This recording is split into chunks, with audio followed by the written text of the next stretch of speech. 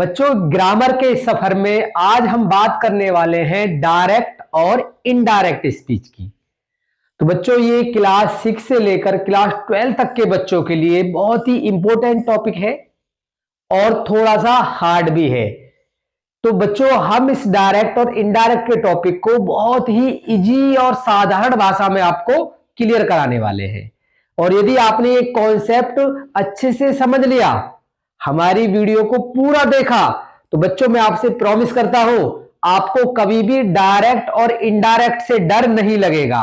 और आपने अच्छी प्रैक्टिस की तो आप इसे ओरल ही, मुंह जबानी ही आप डायरेक्ट इनडायरेक्ट बना सकेंगे। बस वीडियो को स्किप करे बिना ही आपको पूरा देखना है, तभी आप अच्छे से समझ पाएंगे। तो चलिए बच्चों, डायरेक्ट इनडायरेक्ट के पार्ट 1 को हम शुरू करते हैं। और पार्ट के अंत में बच्चों हम आपको एक्सरसाइज बनाने के लिए भी देंगे, उनके आंसर्स भी देंगे, तो उन्हें आप अच्छे से समझें। और हम वीडियो के बीच में आपको कुछ प्रो टिप्स भी देने वाले हैं, उन्हें समझना और देखना ना भूलें। तो चलिए बच्चों, पार्ट 1 शुरू।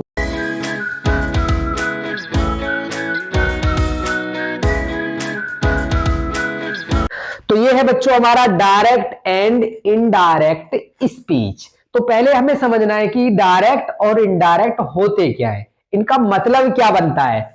तो बच्चों, जो डायरेक्ट स्पीच होती है उनको हम कह सकते हैं कि जो वाक्य सीधे शब्दों में कहे जाते हैं, जो वाक्य सीधे शब्दों में कह दिए जाते हैं वो डायरेक्ट होते हैं। फॉर एग्जाम्पल, जैसे मानो आप कहने लगो कि मेरे पापा जी बहुत अच्छे हैं, तो आपने सीधे शब्दों में कह दिया मेरे पापा जी बहुत अच्छे हैं। इनडायरेक्ट स्पीच वो वाक्य जो घुमा फिरा कर कहे जाते हैं। इसी बात को आप घुमा फिरा कर भी कह सकते हो, मेरे पापा जी दुनिया के सबसे अच्छे पापा जी हैं, मेरे पापा जी सारी विश पूरी करते हैं, मेरे पिताजी बहुत हैंडसम हैं। ओवरऑल कुछ भी, तो आप किसी बात को जब घुमा फिरा कर स्ट्रेच करके कहते हैं तो वो इनडायरेक्ट हो जाता है, और किसी बात को सीधे सीधे शब्दों में कहते हैं तो वो डायरेक्ट हो जाता है। तो इस तरह से बच्चों हमारा डायरेक्ट और इनडायरेक्ट होता है।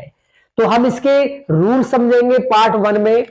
तो एक ये चीज होती है बच्चों, इसे ध्यान से देखिए, जो रेड में लिखा हुआ है इसको बोलते हैं इनवर्टेड कॉमा। Inverted comma. तो जो इनवर्टेड कॉमा से जो पहले वाला हिस्सा होता है उसको हम आरवी, मतलब आर से रिपोर्टिंग, वी से वर्ब, तो इसको हम रिपोर्टिंग वर्ब कहते हैं। जो इन्वर्टेड कॉमा के बाद वाला हिस्सा होता है उसको हम आर एस, मतलब रिपोर्टिंग स्पीच कहते हैं। तो अब आप सीख गए हैं कि रिपोर्टिंग वर्ब क्या होता है, रिपोर्टिंग स्पीच क्या होता है। उसके बाद देखेंगे बच्चों, जब हम डायरेक्ट को इनडायरेक्ट बनाएंगे तो इन्वर्टेड कॉमा को हटाकर उसके स्थान पर दैट लगाएंगे। इन्वर्टेड कॉमा को हटाकर दैट लगा देते हैं। आगे चलेंगे बच्चों, सेज टू को रिपोर्टिंग वर्ब में सेज टू को हम टेल्स में बदलेंगे। से टू आए तो उसको टेल में बदलेंगे, और सेड टू आए तो उसको टोल्ड में बदलेंगे। तो ये भी आपको याद रखना है। यदि रिपोर्टिंग स्पीच का टेंस प्रेजेंट में हो या फिर फ्यूचर में हो, प्रेजेंट फ्यूचर का पता कैसे चलेगा। यदि प्रेजेंट में होगा तो रिपोर्टिंग वर्ब में आपका सेज टू आएगा या फिर से टू आएगा, तो मतलब प्रेजेंट है। और यदि फ्यूचर में होगा तो रिपोर्टिंग वर्ब में आपका शैल या विल का प्रयोग अवश्य होगा। तो मतलब प्रेजेंट या फ्यूचर में हो तो रिपोर्टिंग स्पीच का टेंस नहीं बदलते हैं, उसकी हेल्पिंग वर्ब में कोई बदलाव नहीं करते। तो अब हम नंबर 5 रूल्स देखेंगे। यदि रिपोर्टिंग वर्ब का टेंस पास्ट टेंस में हो, रिपोर्टिंग वर्ब का टेंस पास्ट टेंस में हो, पास्ट की पता कैसे चलेगा। रिपोर्टिंग वर्ब में सेड आएगा या फिर सेड टू आएगा। हो तो रिपोर्टिंग स्पीच का टेंस टेबल 1, जो टेबल हमने दी हुई है इसको ध्यान से देखें बच्चों, टेबल 1 के अनुसार बदल जाएगा। अब इनके एग्जाम्पल देखते हैं हम। तीनों टेंस हो गए बच्चों। तो मैंने रूल नंबर 1 में बताया था कि इन्वर्टेड कॉमा, देखो ये इन्वर्टेड कॉमा होता है, तो इन्वर्टेड कॉमा से जो पहले वाला हिस्सा है ये वाला, इसको बोलेंगे रिपोर्टिंग वर्ब।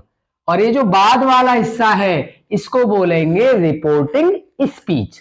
तो बच्चों आगे पार्टों में भी यही लैंग्वेज रहने वाली है, तो आप समझा करें कि पहला हिस्सा रिपोर्टिंग वर्ब है और बाद वाला हिस्सा रिपोर्टिंग स्पीच है। तो हम रिपोर्टिंग वर्ब से इनडायरेक्ट बनाना शुरू करेंगे। तो राम, मैंने रूल्स में लिखवाया हुआ है कि सेज टू को टेल्स में बदल देते हैं, तो जहां भी सेज टू आए वहां पर आप टेल्स कर दीजिए। आगे बच्चा मी। उसके बाद मैंने रूल लिखवाया हुआ है कि इन्वर्टेड कॉमा को हटाकर दैट लगा देते हैं, तो इन्वर्टेड कॉमा की जगह आपने दैट लगा देना है। तो दैट लगाने के बाद रिपोर्टिंग स्पीच में जो भी लिखा हुआ है उसको सेम कॉपी कर लेना है, बस बच्चों।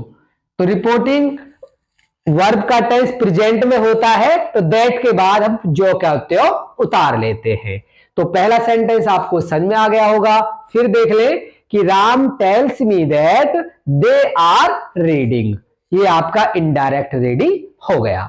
नेक्स्ट एग्जाम देखेंगे, सी will say Mohan is playing cricket. तो देखो इन्वर्टेड कॉमा, ये रिपोर्टिंग वर्ब, ये रिपोर्टिंग स्पीच। तो इसे बनाएंगे बच्चों सी विल से, और इन्वर्टेड कॉमा हटा के दैट लगाएंगे और आगे का हम जो का त्यों उतार लेंगे।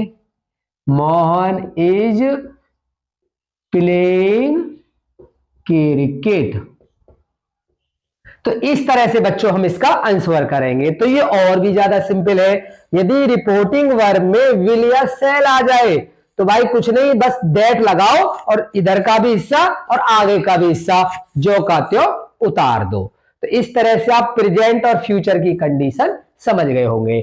आगे बढ़ते बच्चों, यदि रिपोर्टिंग वर्ब का टेंस पास्ट में हो तो पास्ट में की पहचान है या तो सैड टू आएगा या फिर आपको सैड मिलेगा। तो समझ जाए केस पास्ट का है। तो पास्ट को कैसे बनाएंगे,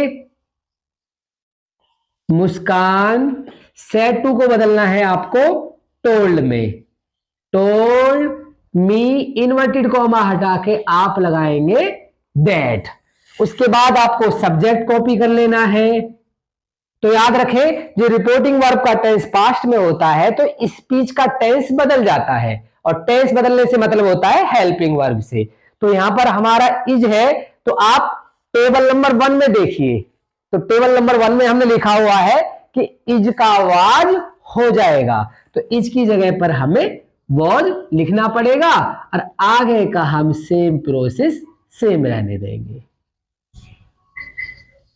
तो इस तरह से बच्चों सेंटेंस रेडी हुआ, Muskan told me that she was cooking the food.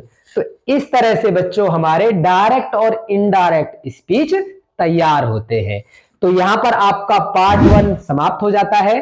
बच्चों यदि आपको पार्ट 1 हमारा अच्छा लगा तो पार्ट 2 देखना ना भूलें, जल्दी में ही पार्ट 2 भी आपका आने वाला है।